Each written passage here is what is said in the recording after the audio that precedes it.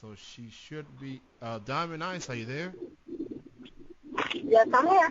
How's it going? What am I doing? Oh, I just got off for work a little bit late, but how's it going? I'm good. I'm good. Thank you so much for joining me for this interview. I appreciate it. Oh, you're welcome. So let's go ahead and begin. What got you started into becoming a wrestler? Well, my older brother, the Texas icon, Action Jackson, since I was 12, I've been like, oh, I want to be a wrestler, I want to be a wrestler. So my brother Al Jackson, they was like, just get 150 pounds, we're going to train you. Of course, it took me 2 daughters to even get 130 pounds, but hey, almost 16 years later, and I'm still at it. How would you best describe your time as a wrestler? What have you enjoyed the most of being a wrestler that makes you want to keep doing what you want to do? Wrestling has been called a drug, and honestly, it is a addictive drug. None of us ever retire. I retired like about 3-4 times, and I just got to keep doing it. It's the fact that it's a stress reliever, to cheer in the crowd, the crowd boos me, it doesn't bother me. But it's just energy that I get from it. It kind of makes me feel human. Actually been in the business and all that. So, do you remember the first ever wrestling match that you ever had? And if so, who was your opponent? What company did you work for at the time? And how'd you feel getting into the match and how you felt afterwards? My first match with Max Muscle. And going into the match, I was so very nervous, because I've never wrestled a guy before. And it was an awesome match. Of course, his nose got broken, but my apologies. And then after the match, it was like, oh, yeah, I did it. Like I could do this again and again and again. And that again turned into almost 16 years. But I feel you're going to be nervous. You're going to be hyper and like, okay, I don't want to, hurt nobody, that bad, but hey, it's an experience. All the rookies, they experience it.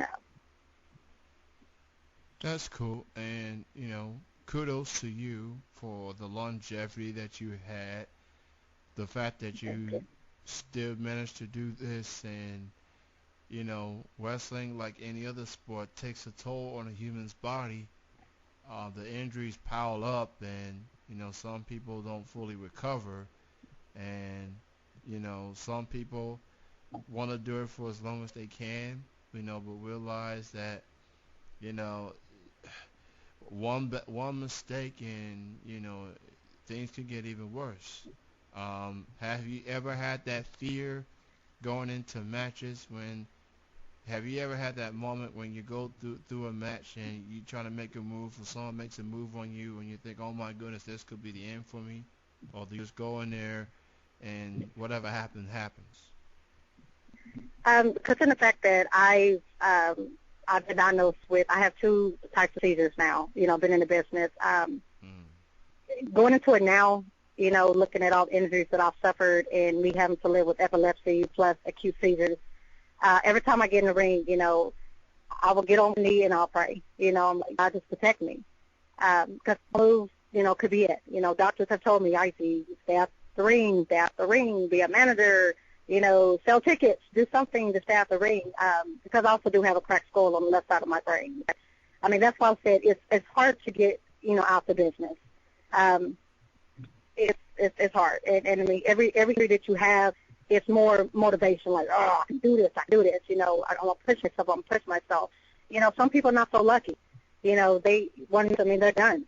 Or better down the line, down the line, they're having to deal with, daily, issues. Me, on the other hand, I mean, I've been told that by the age of 40 that I'll have, full-blood Alzheimer's, but, I got a guy that sits on high and looks down low. So, I'm not worried. So far I'm still able to do what I do and go about my business. it happens. Hearing that definitely reminds me of what Daniel Bryan had to go through, and unfortunately for him, in his, I think his early to mid 30s, he had to retire. His body pretty much gave up on him, and it took him a while just to want to be back involved with wrestling, and he is now. Now just a quote-unquote general manager. I think it's eating him alive that he's no longer an active wrestler, and live with that reality, and the fact that he still wants to be involved.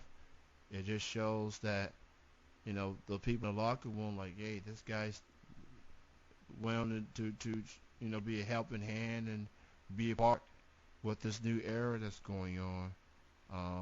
And it also takes me back to what happened to Edge years before that with his neck injuries and stuff like that. I mean, you wrestlers are tough as nails. Yeah, you put your bodies on the line. It takes a lot of hard work, years of practice to make these moves happen. And some people get it, some people don't. And it's just unfortunate that people don't get it, but in this crazy world that we live in, you can't please everybody. Um, so at the end, you know who supports you in the craft, and that's all that matters. Any other outsiders don't. Uh, They really don't.